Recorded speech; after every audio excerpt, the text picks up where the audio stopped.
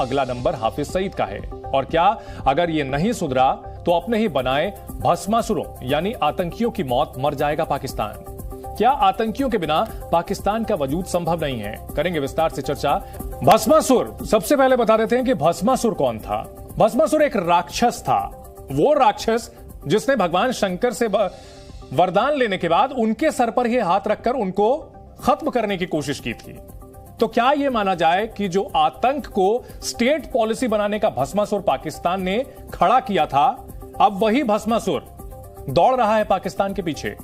हमारे साथ कई खास मेहमान जुड़ चुके हैं। प्रभु दयाल जी हैं पूर्व राजनयिक, के सिन्हा साहब हैं रक्षा विशेषज्ञ, सुशील पंडित जी हैं राजनीतिक विश्लेषक, उज़मा कारदार हैं पाकिस्तान मुस्लिम लीग नवाज की नेता हैं, मुकीम अहमद पाकिस्तानी पत्रकार हैं, डॉक्टर राजा काशिफ साहब हैं राजनीतिक विश्लेषक हैं।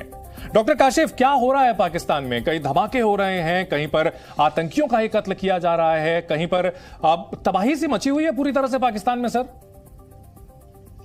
ये बड़ी आपने बात की, वाकई ये जो अभी आपने मिसाल दी ना भस्मासुर की, भस्मासुर ही गालिबन नाम है, तो मुझे लगता है कि यही आलम था गांधी जी के साथ भी यही हुआ कि वो देख लें गॉडसे जो था उसने मर्डर कर दिया।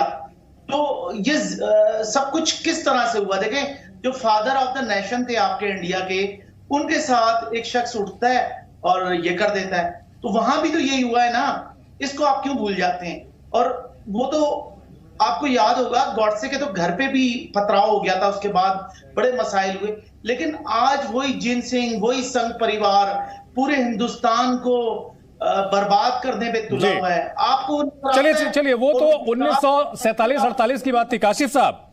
उसके बाद भुट्टो साहब, परवेज मुशर्रफ, नवाज शरीफ, इमरान खान, आपके यहां तो सर हम तो चलिए मान लीजिए आजादी हमें मिली, उस दौरान जो हुआ हम उसको भूल करके आगे बढ़े।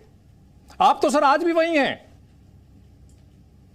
सर 48 से बाहर आ जाइए सर, 2023 चल रहा है। पाकिस्तान अगर हिंदुस्तान के बजाय अपने ऊपर ध्यान देता तो शायद ये नौबत ना आती। अभी मुस्तुंग में सर 50 से ज्यादा शायद मरने वालों की संख्या बढ़कर के 60 हो गई है।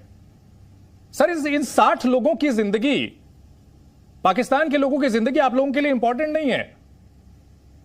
यही बात तो हम भी करते हैं कि देखें, आप पाकिस्तान पे देखते हैं 50 बंदे 60, आप देखें कि जो आपकी जो सिस्टम है वो कहां है। गुजरात में 2016 से 2020 तक आपकी अपनी रिकॉर्ड ब्यूरो जो है, क्राइम रिकॉर्ड ब्यूरो नेशनल, उसकी रिपोर्ट है 40,000 से ज्यादा महिलाएं हैं, खवातीन हैं, वो गायब हैं, मिसिंग है। वो मोदी साहब कुछ भी करते चले जाएं। आज आपका टीवी चैनल्स कोई मोदी सरकार के खिलाफ बात नहीं करता। राजा काशिफ साहब एक कुछ दिनों पहले की एक रिपोर्ट जो है बड़ी सुर्खियां बटोर रही है। राजा काशिफ साहब एक सुर्खियां बड़ी रिपोर्ट बटोर रही है जिसमें बताया जा रहा है कि दुनिया भर में भिखारी सबसे ज्यादा जो है पाकिस्तान से एक्सपोर्ट हो रहे हैं। कितनी शर्मनाक सिचुएशन है सर। हिंदुस्तान से तुलना मत करें सर, आप हिंदुस्तान से तुलना मत करें। आप पाकिस्तान की हालत को देखिए, भिखारी एक्सपोर्ट हो रहे हैं सर वहां पे।